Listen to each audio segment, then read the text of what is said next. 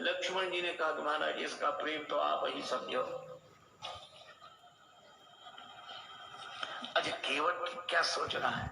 केवट जान गया है कि आप भगवान हैं, पर केवट कहता है कि आपको कोई रोक नहीं सका। जनकपुर वाले जनकपुर में नहीं रोक सके, आप अयोध्या आ गए। अयोध्या वाले अयोध्या में नहीं रोक सके, आप श्रृंगवेरपुर आ गए। और श्रृंगवेरपुर के राजा श्रृंगवेरपुर में नहीं रोक सके, आप गंगा जी किनारे आ गए। और अगर मैं भी आपको नाव में बिठाकर पार कर दूंगा तो फिर मेरी भी क्या हिम्मत जो मैं आपको रोक लूं। तो उपाय यही अच्छा है, न नाव लाऊंगा न पार करूंगा, अपने आप रुके रहोगे। कहा ही तुम्हारा मर्म में जाना।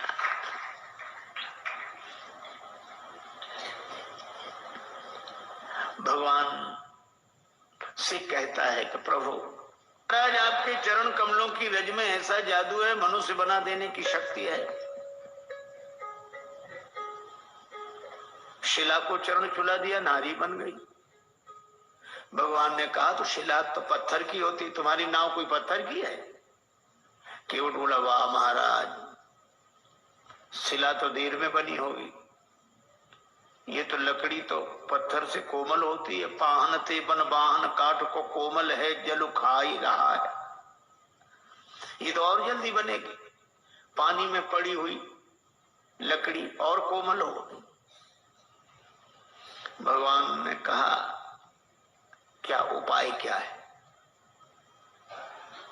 क्या चाहते हो? केवट बोला हम क्या चाहते हैं, आप पार जाना चाहते हो कि नहीं? भगवान बोले हमें तो जाना ही। तो फिर ये कहो आप चाहते हो पार जाना? हाँ, तो जो प्रभु पार अवसिका चाहो, मोहि पद पदुम पखारन कहा, अपने चरण कमल धोने के लिए कहो। भगवान ने कहा कि वैसे काम नहीं बनेगा। केवट बोले कैसे बनेगा? ये नाव बनेगी नारी यहाँ गंगा जी किनारे, और जब नारी बनेगी तो घर में बैठेगी। लेकिन जब ये घर में बैठेगी तो घर में जो पहले से बैठी है वो, उसको तो लगेगा कि नहीं कि नाव नारी बन गई, वह तो सोचेगी नाव बेचकर दूसरा विवाह करके लाया। और महाराज घरनी घर क्यों समझाई हो जो, उसको मैं कैसे समझाऊंगा?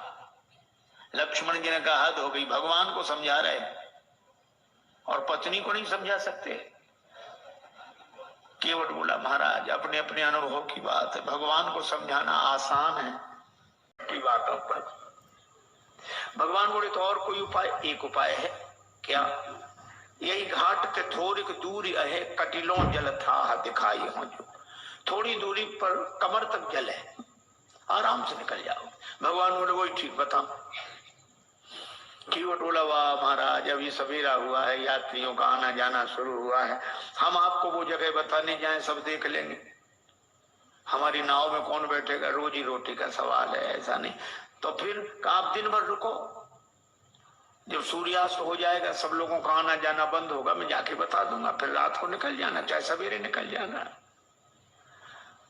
भगवान बोले लक्ष्मण चरण धुलाना ही ठीक है, यहाँ कहाँ रुकेंगे? केवट कहता है कि चरण धोने के लिए कहो।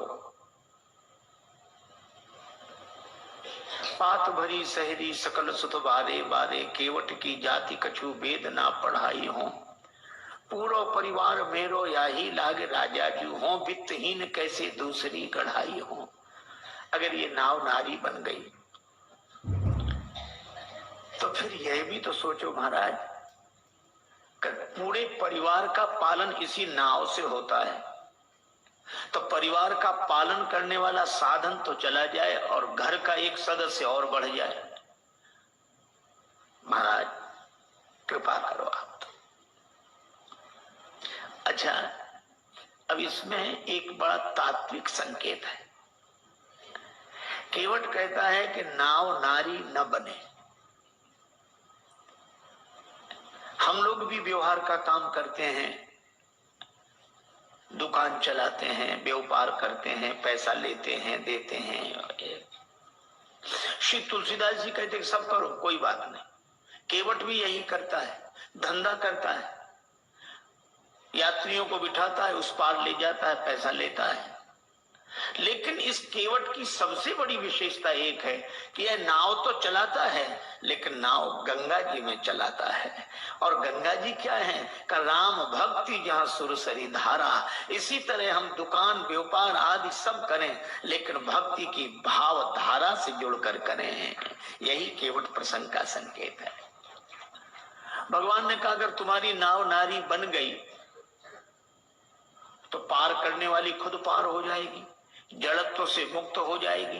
केवट बोला सो तो ठीक है, लेकिन नाव नारी बनेगी तो घर में बैठेगी। और इसका अर्थ कि मेरी बुद्धि अगर चैतन्य हो गई तो आत्मन्यो आत्मना तुष्टा के भाव से घर में बैठेगी, तो भक्ति की गंगा जी तो छूट जाएंगी। प्रभु मैं ऐसी मुक्ति नहीं चाहता जो भक्ति की गंगा जी से दूर कर दे।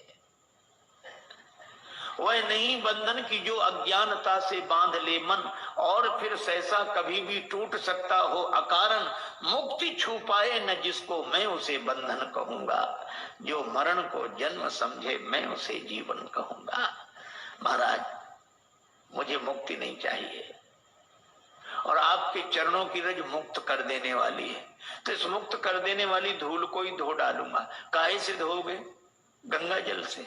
और कितना बढ़िया संकेत है कि इस मुक्त करने वाली रज अर्थात रजोगुण जन्य कामना को भक्ति के भाव जल से धो डालूंगा। मुक्ति नहीं चाहिए, सगुण उपासक मोक्ष न लें। भगवान ने कहा तो फिर धो लो चरण, क्या दिक्कत है?